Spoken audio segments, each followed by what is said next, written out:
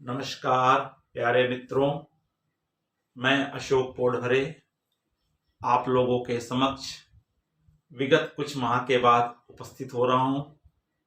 आज का मेरा विषय है समय की उपयोगिता या समय का उपयोग। किसी ने बहुत सही फरमाया है, जिंदगी में दौड़ना ही सिर्फ अधिक महत्वपूर्ण नहीं है, कौन सी दिशा में दौड़ना है ये महत्वपूर्ण है। 1 मिनट में किसी की जिंदगी नहीं बदल सकती, लेकिन 1 मिनट में लिया गया फैसला जीवन बदल सकता है। आज हम समय के महत्व को जानेंगे। मैं आप लोगों को इस संबंध में स्वामी विवेकानंद जी की एक छोटी सी कहानी सुना रहा हूं। स्वामी विवेकानंद जी को नदी पार कर अन्य स्थान में जाना था। वे नदी के किनारे बोट का, अपने नाव का इंतजार कर रहे थे। उसी समय एक सिद्ध पुरुष, महर्षि, साधु उनके पास पहुंचे और कहा, क्या आप स्वामी विवेकानंद जी हैं, जो दुनिया के प्रेरणा स्रोत हैं, जिन्हें लोग, पब्लिक, दुनिया सब जानती है, फिर भी आप इस नदी को पार नहीं कर पा रहे हैं।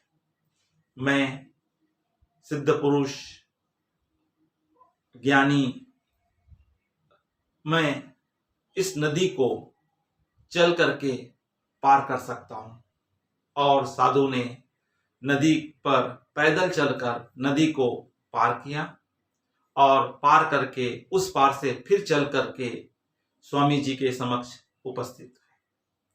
स्वामी जी ने उन्हें पूछा कि इस विद्या को, इस सिद्धि को प्राप्त करने के लिए आपको कितना समय लगा। तो साधु जी ने कहा कि मैं अपने जीवन के 15 वर्ष इस विद्या को प्राप्त करने के लिए लगाया। इसी बीच स्वामी जी की बोट, नाव आ जाती है। स्वामी जी और साधु उस बोट में बैठकर सवार होकर नदी पार करते हैं। नदी पार पहुंचने के पश्चात स्वामी जी ने अपने पॉकेट से, जेब से 1 रुपए का सिक्का निकाला और नाविक को दिया।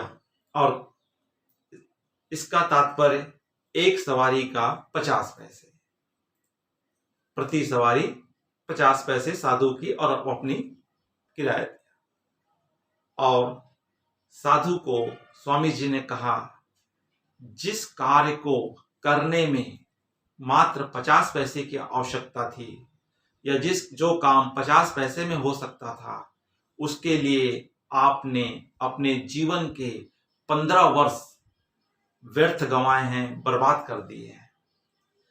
यदि यही समय अगर आपने अपने जीवन का समाज सेवा में, अपने धर्म के प्रति, अपने देश के प्रति और मानवता के लिए अगर लगाए होते, तो आज भी आपको दुनिया जानती, आज भी मेरा जितना नाम है उतना आपका नाम होता।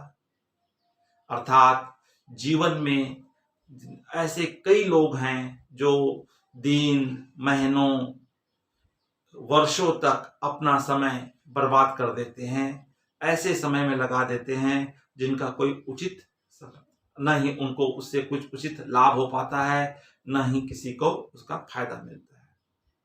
तो इस कहानी से हमको यही शिक्षा मिलती है कि हमें अपने जीवन में अपने समय का सही दिशा में, सही स्थान पर लगाना चाहिए, जिससे कि हम भविष्य में उसका लाभ प्राप्त कर सके, या भविष्य में हमारे द्वारा किए गए कार्यों की देश को, समाज को लाभ प्राप्त हो सके।